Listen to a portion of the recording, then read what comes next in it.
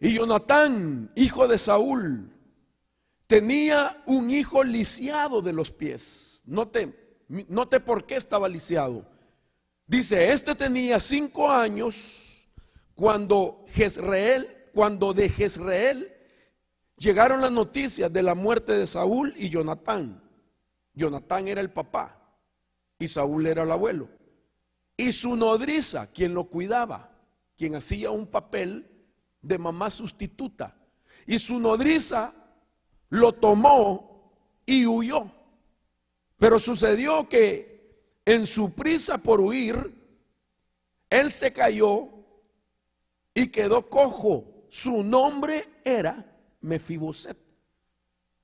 O sea, habían conflictos, habían batallas, habían guerras literales. Y entonces la vida de su abuelo Saúl y de su papá Jonatán estaban en peligro, de tal manera que vino la muerte sobre ellos.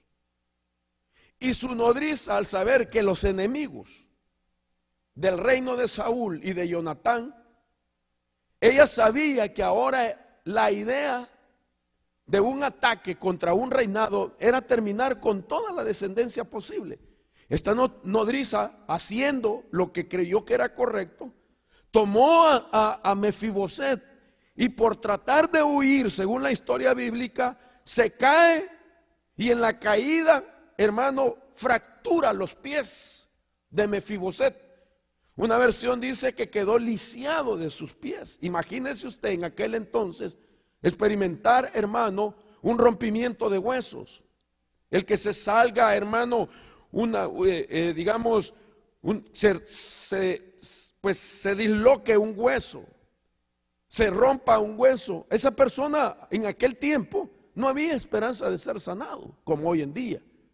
Hoy en día le ponen clavos, grapas, qué sé yo, le ponen yeso para que el hueso vuelva a tomar su lugar. En aquel día no, quien se lisiaba de sus pies quedaba para toda su vida pues de mal, lisiado, inhabilitado. Ahora, me llama la atención esto porque aquí es donde comienza la historia de este tema. En primer lugar, note usted el significado del nombre Mefiboset. A mí me llama la atención que en su primer significado, Mefiboset significa exterminador de ídolos. Pero como nombre compuesto, porque es compuesto de dos, Mefi y Boset. La palabra Mefi significa piezas, significa, o sea, algo como que está roto, ya le voy a explicar por qué. Y la palabra Boset significa vergüenza. En la mente de un hebreo, la composición de dos significados les hace entender a ellos que su nombre lleva la idea de que es uno que se levanta de la vergüenza o del oprobio. Mefiboset significa el que se levanta de la vergüenza. La idea es uno que está destruido, hecho pedazos, pero que se levanta de la vergüenza un día. Eso significa la palabra o el nombre Mefiboset.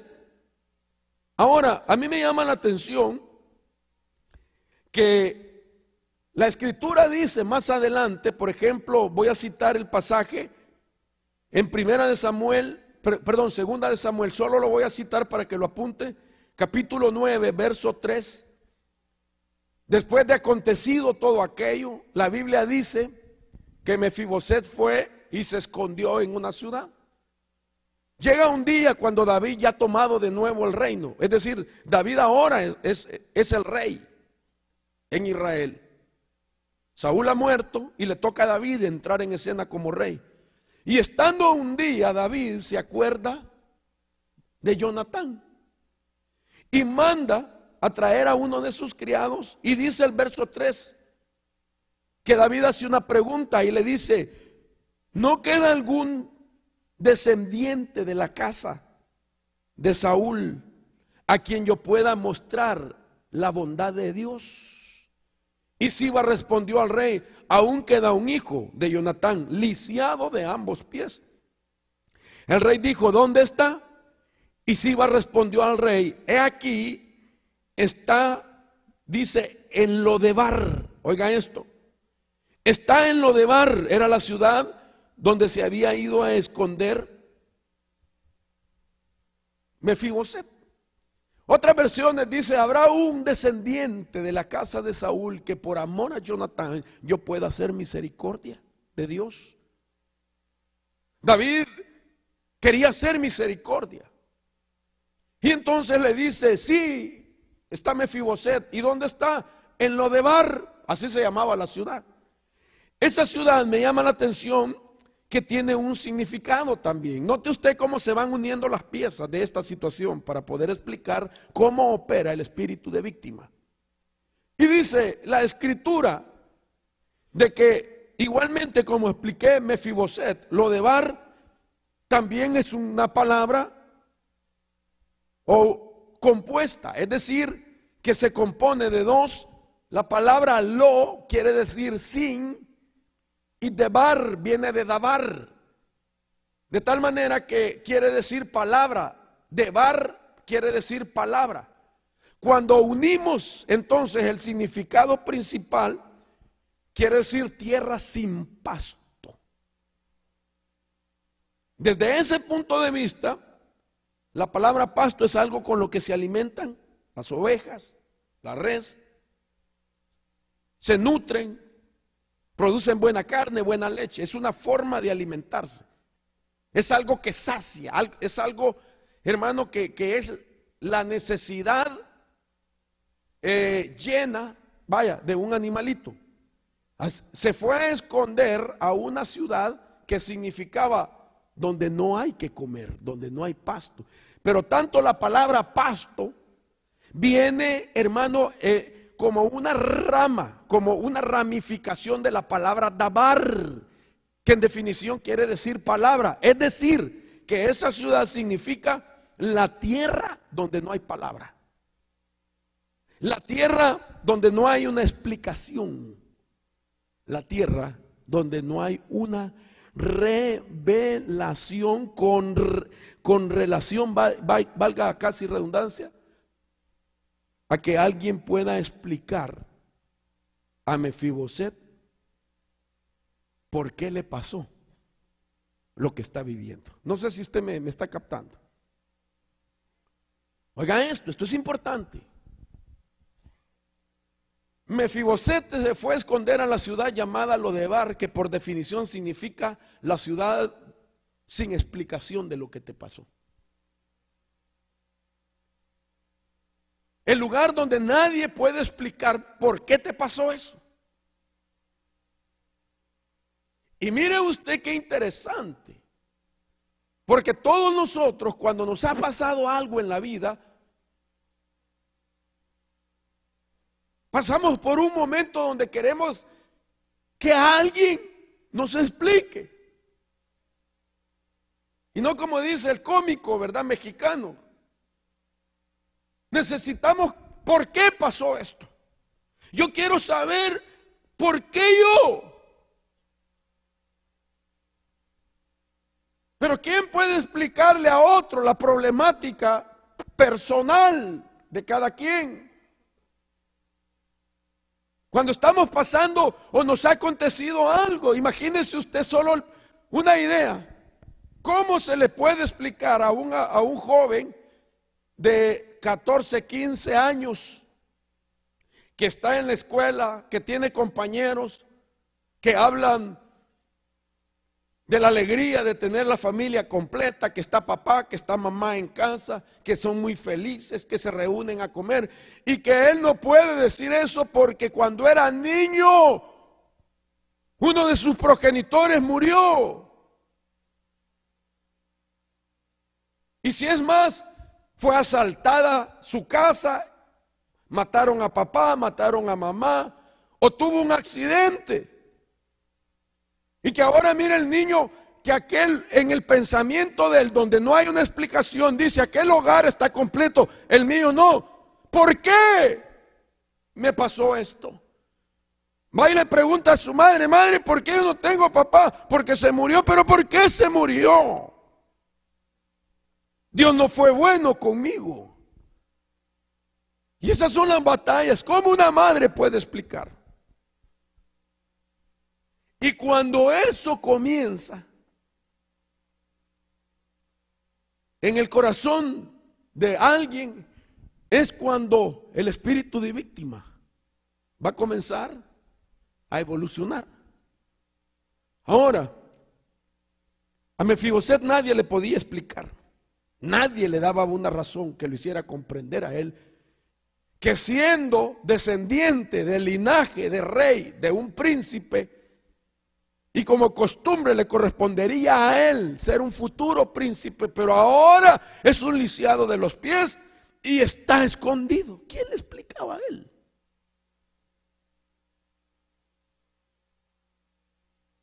¿Cómo él procesaba, hermano, de que después de haber estado en un palacio,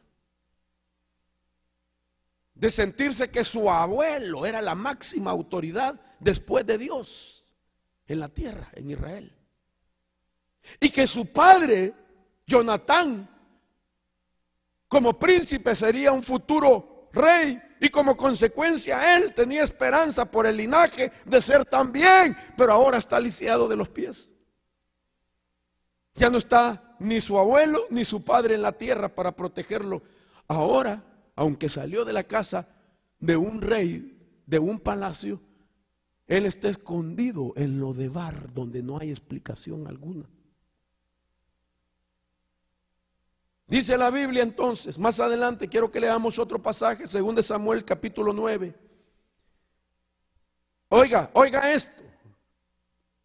Y Mefiboset, hijo de Jonatán, cuando lo mandaron a traer, hijo de Saúl, vino a David. David mandó a decir, vaya y tráiganmelo. Yo le voy a hacer misericordia. Tráiganlo, que entre a mi palacio. David lo había mandado a traer para que se integrara como miembro de la familia, porque David dijo, por amor a Jonatán yo quiero hacer misericordia. Y dice la escritura que cuando llevaron a Mefiboset, dice verso 6, y Mefiboset, hijo de Jonatán, hijo de Saúl, vino a David, y cayendo sobre su rostro, se postró. Y David dijo, Mefiboset, y este respondió, he aquí tu siervo. Hasta aquí está bien. David le dijo, no temas, porque ciertamente te mostraré bondad por amor a tu padre, Jonatán, y te devolveré toda la tierra de tu abuelo Saúl, y tú comerás siempre a mi mesa. Y se postró él de nuevo y dijo, esto ya no es normal. ¿Quién es tu siervo para que me tomes en cuenta a un perro muerto como yo? ¿Aló? Cuando él dijo, he aquí tu siervo, hasta ahí es normal. Pero ahora, al saber tanta bondad, él mismo se considera un perro muerto. Eso es ser víctima. Y desde ese momento podemos ver, hermano, la batalla que tiene el ser humano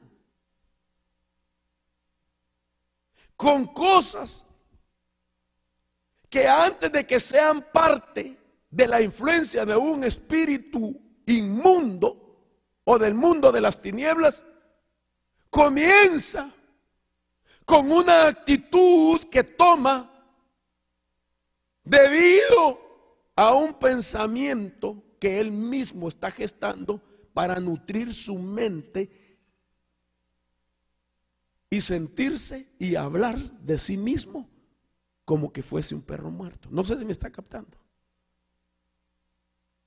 Yo creo, con todo temor, que esa es una ofensa que nosotros le hacemos a Dios. Porque si la Biblia dice que Él escogió lo vil, lo sucio, lo menospreciado, para avergonzar lo fuerte,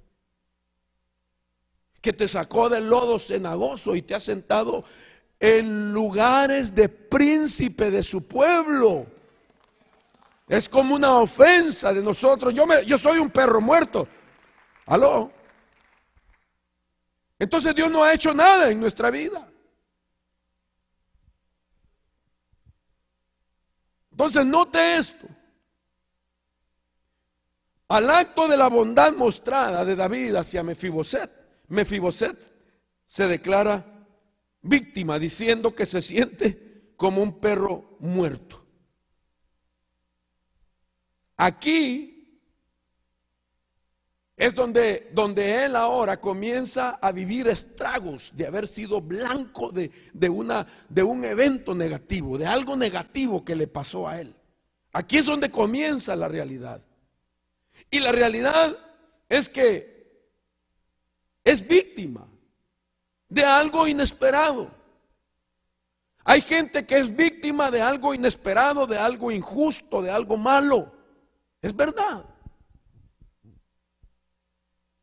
Sin embargo, nosotros debemos de saber cómo vamos a trabajar con esto. Porque usted no sabe lo terrible que es sentirse víctima toda la vida. Y hasta dónde nos puede llevar la evolución del espíritu de víctima. Y cuando yo hablo del espíritu de víctima, es bastante complejo. Porque antes de que llegue a ser un espíritu de víctima del reino de las tinieblas, antes de eso es el mismo espíritu humano el que puede llegarse a sentir víctima. Es el espíritu humano sintiéndose víctima, pero como es una métrica, esa es parte de la evolución del victimario, perdón, del espíritu de víctima. Ahora, mire cómo comienza todo. Y a mí me llama la atención que comienza con una realidad. Así comienza este proceso. Es decir, primero la persona es una víctima real de algo o de alguien. Es verdad, sufrió un ataque. Experimentó un evento negativo. Fue un blanco de un atentado. Hasta aquí estamos diciendo, él es víctima de algo. Esa es la primera faceta. Sin embargo, la siguiente faceta es cómo esa persona, en esta faceta, la mayor parte de los cristianos no entienden esto, aunque tengan mucha teología, hermanos. En ninguna escuela teológica se le enseña a un individuo cómo batallar con un espíritu de víctima. Yo tengo mi grado teológico, yo tengo un doctorado en teología y nunca se habla de eso. De tal manera que aquí en la primera faceta donde alguien está viviendo ese nivel donde es víctima, es blanco de un ataque, ahí puede venir a ponérsele la métrica, el medidor, ahí se puede venir a poner el metro para ver si la medida normal de víctima que se siente es así normal o pasa a la siguiente faceta donde el segundo nivel es, hermano amado, donde la persona, oiga esto es lo que me llama la atención, comienza a nutrir la imaginación y la mentalidad de víctima. Entonces ya es un pensamiento. Comienza con un pensamiento. Comienza a nutrir su propia mente. Aunque no lo diga abiertamente, pero se siente pobrecito. Pobrecito yo. Pobrecita yo. Hay gente que dice, yo he nacido para sufrir. Está nutriendo. Hay gente que hasta cantos hacen y les gusta y los canta. El príncipe de la canción José José, sufrir me tocó a mí en esta vida. Llorar es mi destino hasta el final. No importa que la gente me critique, si así lo quiere Dios. Si así lo quiere Dios. Y la gente, hermano, que está pasando por una batalla, comienza a cantar: ay, ese soy yo. Esa soy yo. Y otros dicen: es mi canción de mi vida. Y lo que está diciendo que él no va a poder dejar esa faceta. Ahora comienza por sí mismo, porque ignora hasta dónde va a ir evolucionando, y que cada faceta, hermano, es como medida para ver si entró al otro nivel. Y cada nivel va a autorizar la intervención de un espíritu que ahora va a ser espíritu de la tiniebla de víctima. Hasta esta altura no es espíritu inmundo el que ha entrado en escena. Hasta esta altura, que sería el segundo, no es todavía, hermano. El tercero es adherido un espíritu de víctima a la persona. Algo que no tenía. Ahora, después de experimentar la situación negativa y de nutrir la imaginación para establecer una mentalidad de víctima, ahora sí le añaden un espíritu inmundo. Ahora el espíritu inmundo lo que va a hacer es tratar de convertir como en un receptor en la persona, y que sea colocado en el cuerpo o en el alma, para que el quinto lugar sea otro espíritu, que ahora se puede catalogar como espíritu emisor, de victimización, para hacer más agudo el pensamiento y la idea de víctima en la persona. Note esto: un receptor es algo que recibe una señal, pero un receptor, para recibir una señal, necesita un emisor. Entonces aunque tienen terminología tecnológica, electrónica, son espíritus donde un emisor comienza a buscar entre 100, 15, 200 personas. ¿Quién tiene el receptor de víctima para hacerlo caer en otro evento y que se sienta víctima de nuevo? ¿Cómo explicamos cuando oímos de personas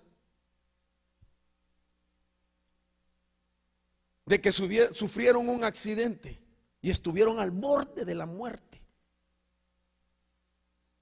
Yo me quedo sorprendido cuando oigo casos, por ejemplo, imagínense personas, los mandan al campo de la batalla hoy con estas guerras donde Estados Unidos está participando. Allá en los campos de batalla